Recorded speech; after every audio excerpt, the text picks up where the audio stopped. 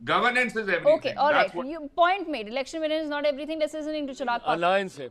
मैंने ये भी कहा था कि 2020 में भी अगर हम लोग एकजुट होते, अगर ये यूनाइटेड एनडीए 2020 में भी होता तो भी हम लोग इतना ही शानदार प्रदर्शन करते।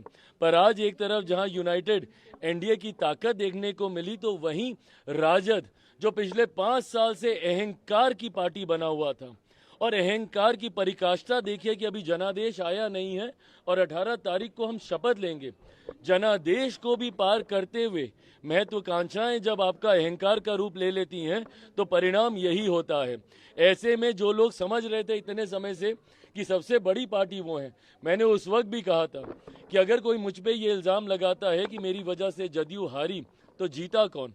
राष्ट्रीय जनता दल जीती थी। वो अपनी काबिलियत पे नहीं जीती थी, वो एनडीए के बिखराव की वजह से जीती थी। उस वक्त भी मैंने कहा था कि अगर हम लोग यूनाइटेड होते तो 25 सीटें on record, I have said this, कि 25 सीटें राजद पार नहीं कर पाती, और आज कमोवेश वही परिणाम देखने को मिले हैं।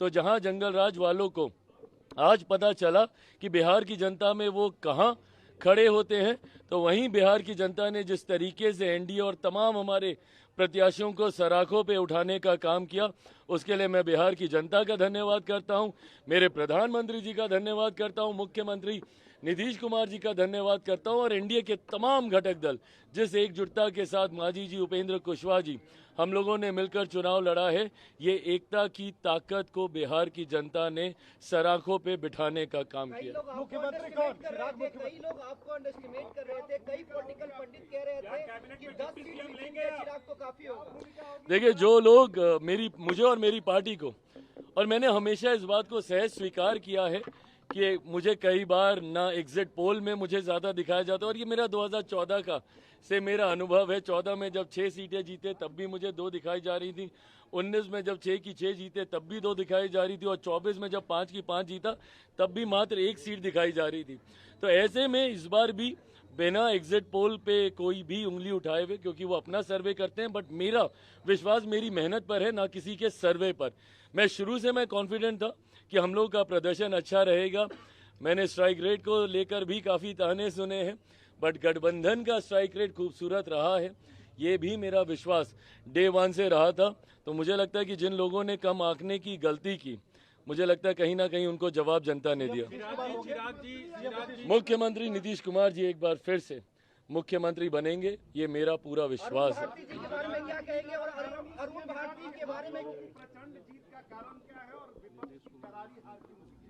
विपक्ष की करारी हार का कारण उनका अहंकार है, और हम लोगों की प्रचंड जीत का कारण डबल इंजन की सरकार पर, जिसका नेतृत्व मेरे प्रधानमंत्री केंद्र में और मुख्यमंत्री नीतीश कुमार जी बिहार में कर रहे हैं। इस डबल इंजन की सरकार जिसका मजबूती से समर्थन बिहार फर्स्ट, बिहारी फर्स्ट की सोच कर रहा है, एनडीए के तमाम घटक दल कर रहे हैं। मुझे लगता है कि हमारे गठबंधन की एकता पे बिहार की जनता का विश्वास और महागठबंधन का अहंकार उनको ले डूबा है, और हमारा विश्वास ने हमें जीत दिलाई।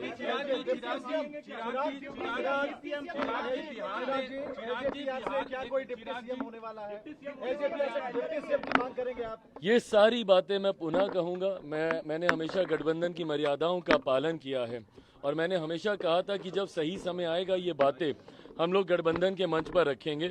मैं मानता हूं कि आज रात से लेकर कल दिन भर तक कई राउंड्स ऑफ मीटिंग, अलग अलग चीज़ों को, सरकार कैसे बनेगी, सरकार का स्वरूप कैसा होगा, सरकार में किस दल की क्या भूमिका होगी, इन तमाम बातों पर विस्तार में चर्चा की जाएगी। फिलहाल समय सारे सर्टिफिकेट्स इकट्ठे करने का है, अपने प्रत्याशियों का जो विधायक बन गए हैं उनका मुंह मीठा कराने का। चिराग जी, आपके प्रदेश में राहुल गांधी यहाँ आए, वोट अधिकार यात्रा की, वोट चोरी का आरोप आरजेडी और कांग्रेस ने भी लगाया। एसआईआर के बाद ये पहला विधानसभा चुनाव था, वो जो आरोप लगाते थे अब नतीजे सामने हैं, उन तमाम आरोपों पे क्या कहेंगे अब नतीजों? मुझे लगता है इस एक जीत ने तमाम उन सवालों पर भी पूर्ण विराम लगाने का काम किया जो भ्रम विपक्ष ने फैलाने का प्रयास किया। भले वो एसआईआर का मुद्दा हो, वोट चोरी की बातें, और मैंने बार बार कहा था कि राहुल जी ने जब जब मेरे प्रधानमंत्री के ऊपर इस तरीके से व्यक्तिगत तौर पे हस्तक्षेप किया है, चौकीदार चोर है इससे पहले कहना, अब वोट चोरी की बातें करना, जिस तरीके से उनकी मां को लेकर उनको व्यक्तिगत तौर पर कि मंच पर नाचने लग जाएंगे, ये सारी बातें बिहारी संस्कारों के लिए भी जाने जाते हैं। शायद राहुल जी कांग्रेस ये समझ ही नहीं पाई कि जितनी वो अमर्यादित बातें कहते हैं उतना ही सेल्फ गोल वो करने का काम करते हैं। वहीं दूसरी तरफ हम लोगों ने पूरी मर्यादा के साथ सिर्फ अपनी जिम्मेदारी को निभाने का काम किया। गठबंधन ने पूरी जिम्मेदारी निभाई।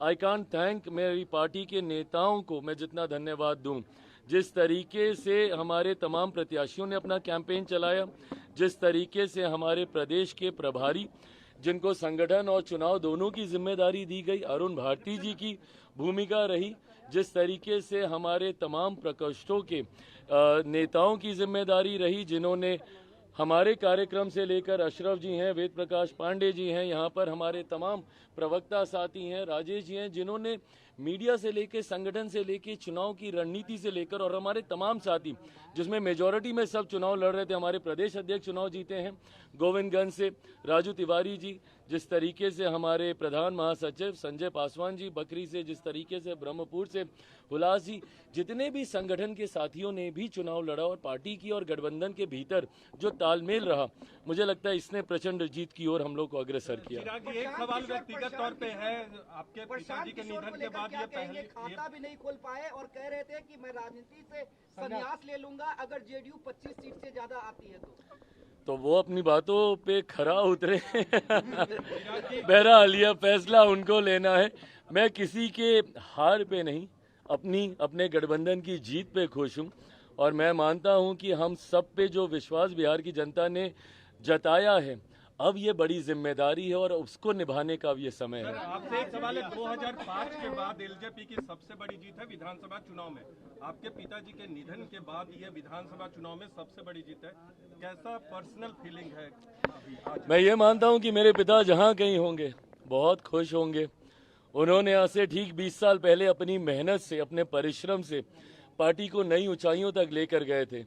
विभिन्न कारणों से विधानसभा में पार्टी ने उसके बाद वैसा प्रदर्शन नहीं दोहरा पाई। लोकसभा में वी बीन कंसिस्टेंट, 2014 से निरंतरता में हम लोग बढ़िया स्ट्राइक रेट से हम लोग लोकसभा जीते हैं, बट विधानसभा में वैसा प्रदर्शन हम लोग दोबारा नहीं कर पाए।